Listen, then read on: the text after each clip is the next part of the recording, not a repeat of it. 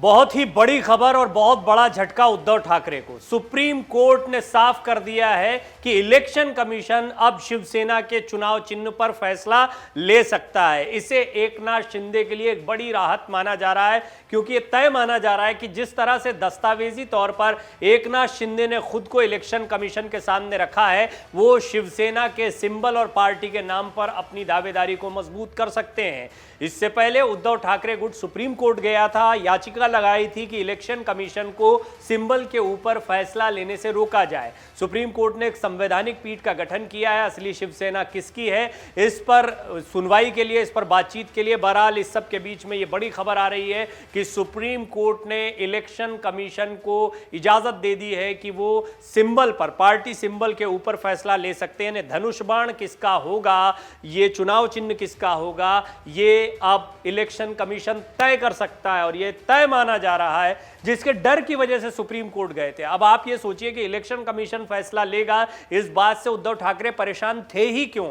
दरअसल उन्हें पता है कि इलेक्शन कमीशन में एकनाथ शिंदे ने जो अपने आप को मजबूती से रखा है, या दस्तावेजी तौर पर वो मजबूत दिखते हैं, उसके आधार पर बहुत मुमकिन है पार्टी का नाम और सिंबल उनको मिल जाए। ये एक बड़ा झटका है उद्धव ठाकरे के लिए, क्योंकि असली शिवसेना किसकी है, ये शिवसेना के नाम और उसके चुनाव चिन्ह से तय होगा। एक बड़ी जीत अभी हाल ही में उद्धव ठाकरे को मिली थी, जब हाई कोर्ट ने उन्हें दशहरा रैली करने की इजाजत शिवाजी पार्क में दे दी थी। इससे पहले बीएमसी लगातार उन्हें रोक रहा था, या बीएमसी उनकी अर्जी पर कोई बात नहीं कह रहा था। जब वो हाई कोर्ट मूव करने वाले थे, उससे एक दिन पहले ही ये खबर आई कि उनकी अर्जी खारिज कर दी गई है, लेकिन बाद में हाई कोर्ट ने कहा ऐसा नहीं किया जा सकता, उनका पूरा अधिकार है कि वो अपनी रैली करें। लेकिन इस बात की खुशी मनाते हुए अभी उद्धव ठाकरे गुट को थोड़ा समय भी नहीं हुआ है और अचानक से सुप्रीम कोर्ट से बड़ा झटका लग गया है, और ये बहुत बड़ा झटका। हमने कई रिपोर्ट्स में आपको स्पष्टता ये बताया है कि असली शिवसेना के नाम और सिंबल के साथ जाएगी। शिवसेना का बाघ किसके साथ है, धनुष बाण का चुनाव चिन्ह किसके साथ है, ये बीएमसी चुनाव में बहुत मायने रखता है। बीएमसी चुनाव सामने हैं, एकनाथ शिंदे गुट और बीजेपी दोनों मिलकर इस चुनाव के लिए उतर रहे हैं। अब ये एक बहुत ही बड़ी लड़ाई हो गई है, क्योंकि असली शिवसेना की लड़ाई में अब एक तरीके से एकनाथ शिंदे जीतते दिखाई दे रहे हैं, क्योंकि शिवसेना, बेशक बाला साहब ठाकरे का नाम एक महत्वपूर्ण चीज है, लेकिन बाला साहब ठाकरे का नाम कोई नहीं छोड़ना चाहता है। ना राज ठाकरे छोड़ रहे हैं, ना एकनाथ शिंदे छोड़ रहे हैं। उद्धव ठाकरे के साथ तो उनका नाम है ही, क्योंकि बाला साहब ठाकरे ने ही उद्धव ठाकरे को इसी शिवाजी पार्क में एक शिवसेना प्रमुख बनाया था, और वो चाहते थे कि उद्धव ठाकरे शिवसेना प्रमुख बने। यानी उनकी बात या उनके सपने को सामने रखकर उद्धव ठाकरे कहते हैं वो बाला साहब की राह पर चल रहे हैं। एकनाथ शिंदे कहते हैं क्योंकि बाला साहब ठाकरे के हिंदुत्व को छोड़ दिया। एकनाथ शिंदे कहते हैं क्योंकि कांग्रेस के साथ हाथ मिला लिया, क्योंकि हिंदुत्व के मुद्दे को छोड़ दिया। इसलिए ये कहना गलत नहीं होगा कि बाला साहब ठाकरे के सपनों को उद्धव ठाकरे ने भुला दिया है। लेकिन अहम बात यह है कि एकनाथ शिंदे ये कहते हैं कि बीजेपी के साथ हमेशा से बाला साहब ठाकरे रहते थे, हिंदुत्व के मुद्दे के साथ रहते थे, इसीलिए हमने बीजेपी के समर्थन के साथ शिवसेना की सरकार बनाई है।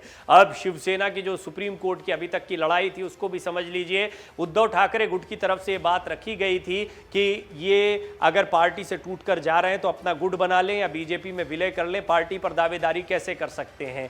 और वहीं एकनाथ शिंदे गुट की तरफ से कहा जा रहा था कि हम पार्टी तोड़कर नहीं जा रहे हैं, पार्टी छोड़कर कहीं नहीं जा रहे हैं, ये पार्टी का अंदरूनी मामला है, और पार्टी के अंदरूनी मामले में हमें नेतृत्व से दिक्कत है, या नेतृत्व के कई फैसले हमें पसंद नहीं आ रहे हैं। उदाहरण के लिए कांग्रेस के साथ या एनसीपी के साथ महाविकास अघाड़ी गठबंधन में जाना, लिहाजा हम इस नेतृत्व को ही बदल रहे हैं, और ज्यादातर लोग क्योंकि हमारे साथ हैं, इसलिए पार्टी हमें मिलनी चाहिए या पार्टी पर हमारी दावेदारी है। बहरहाल अब एक ये बहुत बड़ी बात है, क्योंकि इसके बाद उद्धव ठाकरे सुप्रीम कोर्ट गए थे, एक याचिका दाखिल की थी कि जब तक इस मामले पर सुनवाई नहीं हो रही है, इस मामले पर कोई फैसला नहीं आ जाता, तब तक इलेक्शन कमीशन सिंबल के आवंटन के लिए अधिकृत न किया जाए, या उस पर रोक लगाई जाए कि वो चुनाव चिन्ह के ऊपर कोई फैसला नहीं सुनाएगा। इस याचिका को सुप्रीम कोर्ट ने खारिज कर दिया है, और अब चुनाव चिन्ह किसके पास होगा, यानी कि धनुष बाण का चुनाव चिन्ह एकनाथ शिंदे को मिलेगा या उद्धव ठाकरे को मिलेगा, ये फैसला होना अभी बाकी है। लेकिन यह तय माना जा रहा है कि इलेक्शन कमीशन का फैसला एकनाथ शिंदे के पक्ष में हो सकता है। इस बात का डर उद्धव ठाकरे को सता रहा था, लिहाजा वो सुप्रीम कोर्ट इसी वजह से गए थे। अब जब सुप्रीम कोर्ट की तरफ से बड़ा फैसला आया है तो यह तय माना जा रहा है कि चुनाव चिन्ह धनुष बाण अब एकनाथ शिंदे को मिलने जा रहा है। इसका महत्व समझिए, बीएमसी चुनाव हो या आगामी विधानसभा चुनाव हो, शिवसेना की असली पहचान उसका झंडा, उसका चुनाव चिन्ह है। ऐसे में जो भी इस चुनाव चिन्ह के साथ मैदान में उतरता है उसको ही असली शिवसेना माना जाएगा। और शिव सैनिक इस चुनाव चिन्ह से और इस पहचान से, इस नाम से बहुत ज़्यादा जुड़े हुए। सबसे अहम बात यह है कि उद्धव ठाकरे को यदि अब शिवसेना नाम और ये चुनाव चिन्ह नहीं मिलता है तो वो क्या नई पार्टी बनाएंगे, अपने गुट का कुछ नया नाम रखेंगे। वो पहले ही इशारों में कह चुके हैं कि हम शिवसेना बाला साहेब हैं। अब क्या वो शिवसेना बाला साहेब बनाएंगे? क्या शिवसेना बाला साहेब ये नाम उनको मिल पाएगा? इतने सारे तकनीकी पहलू हैं इस महाराष्ट्र की सियासत में, जिसमें एक के बाद एक सवाल गहराते जा रहे हैं। जवाब बहुत कम है, लेकिन एक सबसे बड़ा जवाब ये है कि एकनाथ शिंदे को एक के बाद एक शिवसेना की लड़ाई में कामयाबी मिली है। पहले 40 से ज़्यादा विधायकों का समर्थन मिला, उद्धव ठाकरे को इस्तीफा देना पड़ा, बीजेपी के साथ मिलकर एकनाथ शिंदे ने सरकार बना ली। ज़्यादा से ज़्यादा सांसदों के अपने साथ होने का दावा एकनाथ शिंदे ने किया, इसको मजबूत भी किया। पार्षदों और कार्यकर्ताओं को लगातार अपने साथ जोड़ते गए। जो मुख्यालय है उसे मुंबई से, दादर से ठाणे शिफ्ट कर दिया गया। ठाणे वो जगह जो एकनाथ शिंदे का गढ़ माना जाता है, किला माना जाता है, वहाँ पर अब शिवसेना के केंद्रीय कार्यालय को शिफ्ट कर दिया गया। दूसरी महत्वपूर्ण बात, अब एकनाथ शिंदे ने न सिर्फ मुख्यमंत्री की कुर्सी संभाली है, बल्कि उन्होंने शिवसेना की कमान संभालने की भी तैयारी पूरी कर ली है। उन्होंने ठाकरे परिवार के कई लोगों से मुलाकात की। अभी स्पष्ट नहीं हो पाया है कि ठाकरे परिवार से क्या कोई उनका साथ देगा, लेकिन यह तय माना जा रहा है कि एकनाथ शिंदे को ठाकरे परिवार के कुछ चेहरों की ज़रूरत पड़ सकती है।